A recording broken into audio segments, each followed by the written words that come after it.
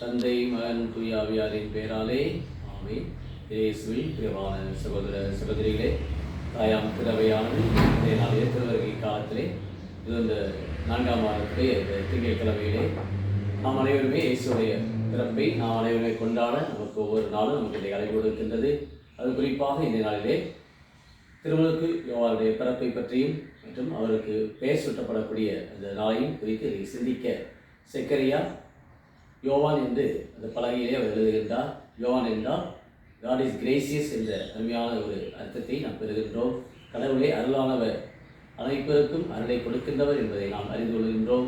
அந்த அளவுக்கு திருமுழுக்கு யோவானுடைய இந்த பிறப்பு வழியாக பல புதுமைகள் நடக்கின்றது. செக்கரியா பேச்சற்றவராக இருக்கின்றார். எப்பொழுது அந்த பலகையிலே தன்னுடைய மகனுடைய பெயர் யோவான் எழுதினாரோ அப்பொழுதே அவருடைய நாள் கட்ட வேண்டது. கடவுளை வார்த்தை அறிவித்தார். இப்பொழுது ஆண்டவர் எனக்கு அரும்பெரும் செயலில் பல புரிந்துள்ளார் என்று செக்கரியா பல இடங்களுக்கு சென்று மக்களுக்கு கடவுளுடைய ஆற்றலை அறிவித்தார். இவ்வாறாக இந்த திருமணக்கு யோவானுடைய பிறப்பு வழியாக அவருடைய இறை அனுபவத்தின் வழியாக ஒவ்வொருவருக்குமே ஆண்டவர் வாழ்வை கொடுக்கின்றார், இரக்கத்தை கொடுக்கின்றார், அன்பை கொடுக்கின்றார் என்பதிலே நாம் நம்பிக்கையுள்ளவர்களாக என்று நாம் வாழ இந்த நாளிலே இயேசுடைய பிறப்பை கொண்டாட ஆயத்தமாக கொண்டிருக்கிற நம்முடைய இந்த வாழ்விலே இயேசு மீட்பர், இயேசுவே ஆண்டவர் என்பதை நாம் அறிக்கையிட நம்முடைய வாழ்க்கையில் பல தடைகள் வந்தாலும் நாம் அவற்றை எதிர்கொள்ளக்கூடிய ஆற்றலை ஆண்டவர் நமக்கு தருகின்றார். செக்கரியா பேச்சற்றவராக இருந்தாலும் தன் வாழ்விலே 9 மாதம் கடவுளுடைய அந்த பிரசனத்தை தன் வாழ்விலே அறிந்தவராக, இறை வார்த்தையை தெரிந்து கொண்டவராக தனது மாற்றத்தை அவர் பெறுகின்றார். கபிரியேல் தூதருடைய இந்த வார்த்தைக்கு மறுத்தாலும் அதன் பிறகு அவருடைய வாழ்க்கையிலே பல மாற்றங்களை அவர் பெற்றார்.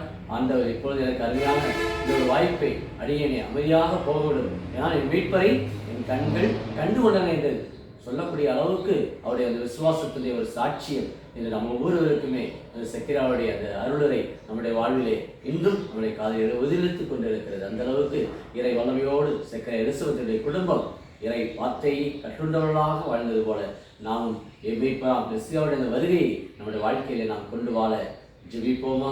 நன்றி பரலோக பிதாவே, அப்பா இயேசுவே, அருமையான இந்த நாளுக்காக நன்றி கூறுகிறோம். இதை மெஸ்ஸியாவோட வருகையை அவளோடு நாங்கள் எதிர்பார்த்து கொண்டிருக்கிற வாழ்க்கையில் வரக்கூடிய எல்லா தடைகளையும் நாங்கள் நீக்கி உடைய இறை பிரசன்னம், உடைய இறை வார்த்தைக்கு நாங்கள் ஆம் என்று சொல்ல, இறை வார்த்தைக்கு கற்றுண்டவர்களாக நாங்கள் வாழ எங்கள் குடும்பத்தை ஆசிரியும், உலகத்தை ஆசிரியும், இந்த சமூகத்தை ஆசிரியும், உன்னதங்களிலே கடவுளுக்கு மகிழ்வுண்டாக, பூவுலகில் நன்னுவதற்கு அமைவுண்டாக என்று வாழ்த்தியது போல இயேசுவே, இதோ உடைய பிறப்பு வழியாக எல்லாருக்கும் கவலைகளை போக்கி, கண்ணீரை போக்கி, ஒவ்வொருவருக்கும் அமைதியும் அருளும் அவருடைய மீட்பை ஒவ்வொரு நாளும் நாங்கள் பெற்று உடைய மீட்பை நாங்கள் கொண்டாட எங்களுக்கு தேவையான அருளுதவி, பொருளுதவி, குடும்ப சமாதானம், குறிப்பாக இந்த ஆண்டு முழுமையாய் செய்த எல்லாம் நம்ம நன்றியாகும். தொடர்ந்து உடைய இறை பிரசனம் எங்களோடு இருந்து எங்களை வழிநடத்தும்படி, காக்கும்படி கிறிஸ்து வழியாக மன்றாடுகிறோம்.